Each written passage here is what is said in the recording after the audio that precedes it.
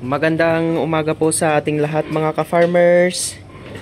Ayan po, update lang po dito sa ating mga alagang baboy. So, ito na po yung anak ng aking inahin.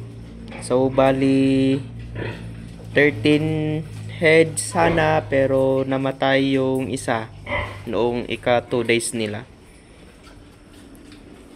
Ayan po, tinuturuan ko na silang kumain ng solid feeds.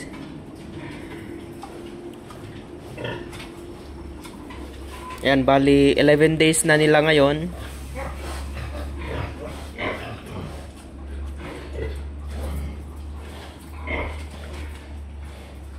At itong isa ay manganganak sa September 15. Hopefully, may higit na 10 anak para hindi tayo malulugi. At itong si Dora, bali 52 days.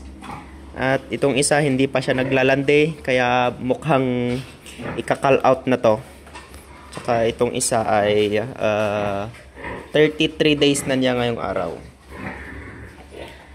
Tapos yung ating fattening, ayan, wala na po, nabenta na po yung 10. Itong 2 na lang ang naiwan na gagawing inahin. Yan, ito naman ang ating boar. Tapos itong 2 na to ay baboy ng aking lola. Wala siyang paglalagyan sa kanyang kulungan, kaya dito muna sila.